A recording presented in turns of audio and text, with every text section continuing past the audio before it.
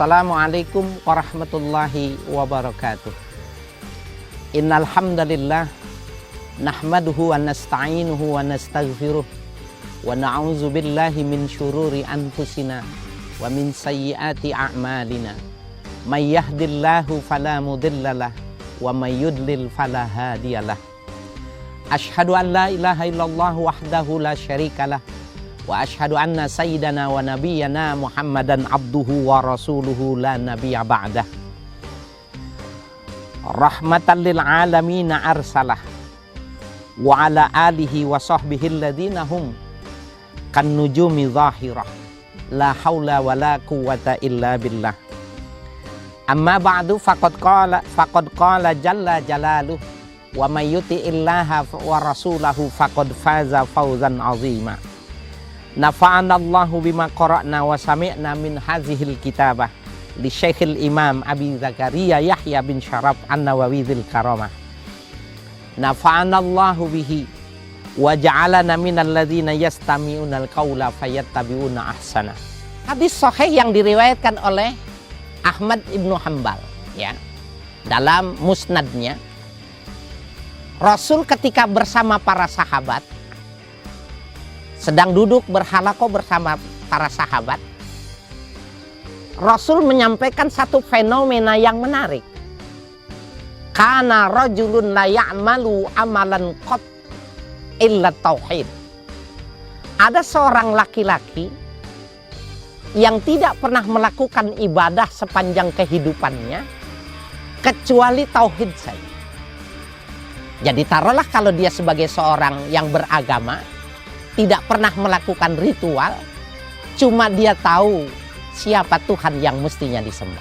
Kisah ini menarik karena ternyata orang yang tidak pernah beribadah, yang tidak pernah melakukan satu kebaikan pun di muka bumi, kalau itu gambaran tentang sosok seorang muslim, tidak pernah sholat, tidak pernah bayar zakat, tidak pernah berpuasa Ramadan, punya uang tidak melakukan ibadah haji. Kira-kira seperti itu. Cuma orang ini dia tahu benar bahwa di jagat alam semesta itu ada penguasa, ada Tuhan yang semestinya disembah, yaitu Allah Subhanahu wa ta'ala. Cuma itu saja modalnya. Nah, pemirsa dimanapun Anda berada, kemudian lama-lama kehidupannya mulai menurun, tergerus oleh tua, maka mulailah terjadi kurang. Mata mulai kabur, rambut bertabur dengan uban, ya, pipi mulai kendur, selera makan sudah senangnya bubur. Orang yang semacam ini akan berujung di kubur. Dipegangnya pipinya memang sudah tipis dan kendur. Giginya sudah habis, tidak bisa makan yang keras. Yang menarik pada saat dan kondisi yang semacam ini, terasa ketika tubuhnya sudah mulai tidak bisa digerakkan, maka istrinya, anaknya, menantunya, ya, cucunya dikumpulkan. Seperti halnya lazim kita melihat, ya, dimanapun ketika orang akan meninggal dunia, maka kondisinya seperti itu. Dikumpulkan keluarganya semua. Orang ini pun yang diceritakan dalam, ya, halaqah Rasul ini seperti itu. Maka sesungguhnya dikumpulkannya orang, ya, kerabatnya, dari mulai keluarga dan kerabatnya dikumpulkan itu sesungguhnya ada sesuatu yang ingin disampaikan. Ada yang ingin dijadikan menjadi sebuah nasihat yang terakhir. Dan sesungguhnya nasihat yang keluar dari pelajaran yang keluar pada peristiwa ini ternyata bukan saja bermanfaat untuk anaknya, bukan cuma saja bermanfaat untuk istri, untuk menantu, tetapi sangat bermanfaat buat seluruh umat manusia termasuk umat Islam, sehingga Rasul ingin secara serius menyampaikannya itu. Dan itu ditulis oleh para perawi-perawi hadis, ya, sehingga kita sampai ke kita dan saya sedang menyampaikannya. Singkat cerita para pemirsa, kondisi yang sudah kurus, ya, napas yang sudah terengal-engal, sudah kumpul semua, maka dengan suara pelan, lirih sekali orang tua ini menyampaikan kepada keluarganya itu. Dia mengatakan, idza muttu fahrikuni. Nanti kalau aku meninggal, bakarlah tubuhku ini. Summal hakuni. Kemudian setelah kamu bakar, kau tumbuk halus tubuh ini. Kita bisa bayangkan tubuh yang sudah dibakar, ya, maka hancur lebur, kemudian minta ditumbuk sehingga menjadi serpihan yang sangat lembut, halus sekali. Sumas hakuni. Kemudian kau tabur. Nisfuhu fil bahar wa nisfuhu fil bar. Fi yaumi rih. Kau tabur nanti, ya, debu dari tubuhku itu, sebagian kau tabur di tengah laut. Dan sebagian lagi kau tabur di lapangan, di daratan yang terbuka. Ketika angin sedang bertiup keras.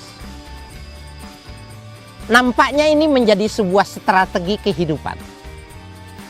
Ada masalah tentang orang ini ketika dia mengakhiri hidupnya ingin seperti itu. Saya tidak bisa menghubungkan apakah ini adalah sebuah cikal bakal dari sebuah keberagamaan yang dikenal pada agama-agama yang sekarang ini, ya, sehingga mereka melakukan, ya, hal yang sama. Saya tidak bisa menghubungkan itu, tetapi yang menarik ketika Rasul menceritakan ini, bahwa dalam kajian keislaman, dalam kajian, ya, agama-agama tauhid ini tidak lazim.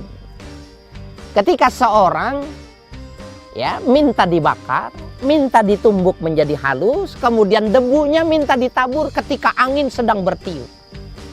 Debu itu akan berterbangan, kemudian hilang sirna. Karena ini permintaan adalah permintaan yang terakhir. Bisa jadi kalau dengan bumbu-bumbu penyedap, ya, untuk menggambarkan peristiwa ini, seakan digambarkan ini permintaan yang terakhir. Ini menjadi permintaan jangan sampai tertolak dan lain sebagainya. Ya, situasi yang mencekam, sesuatu yang tidak dapat dihindari, maka terjadilah yang semacam itu. Fafa'ala dzalik. Rasul mengatakan ketika ayahnya, ketika kakeknya ini meninggal, ternyata benar. Dibakar, ditumbuk halus, kemudian sebagian ditabur di laut, sebagian ditabur di darat. Allah Subhanahu wa ta'ala melalui lisannya memerintahkan kepada angin. Allah perintahkan kepada angin untuk mengumpulkan debu-debu yang berterbangan yang sudah sirna di permukaan bumi. Dan ketika debu-debu itu dikumpulkan oleh Allah, kemudian ditiupkan ruh menjadi sosok yang utuh kembali, maka Allah bertanya kepada orang, ma fa'ala bik? Apa yang kau lakukan? Madza? Ya, sebab apa? Sehingga engkau mau melakukan hal yang semacam itu. Hadis itu menceritakan orang itu menjawab hanya dengan sebuah kalimat yang menjadi kalimat penutup pada sebuah kajian kita tentang tauhid. Istihya'u minka ya Allah. Aku malu kepada engkau ya Allah. Ada riwayat yang mengatakan khaufan minka ya Allah. Aku takut kepada engkau ya Allah. Orang ini adalah orang yakbiduna bihalihim, orang yang mampu mengambil pelajaran dengan kehidupannya. dia sadar benar dengan kekurangan dirinya, tidak beribadah. Maka dia malu, dia takut bertemu dengan Allah, terlebih lagi ketika harus mempertanggungjawabkannya. Sehingga dia ingin hidupnya supaya tidak ada ya yang bisa mendasarinya untuk bertanggung jawab di hadapan Allah. Tapi dia lupa bahwa sesungguhnya Allah mampu menghidupkan kembali, mengembalikan kondisi yang semacam ini. Orang ini Allah masih mau memberikan maaf. Orang ini masih Allah memberikan ampunan karena sesungguhnya dia masih punya rasa takut. Jadi rasa takut menjadi sesuatu yang punya nilai baik. Subhanakallahumma rabbana wa bihamdik. Asyhadu an la ilaha illa anta astaghfiruka wa atubu ilaik. Sallallahu ala sayyidina Muhammadi wa alihi wa sahbihi. Walhamdulillahi rabbil alamin. Wassalamualaikum warahmatullahi wabarakatuh.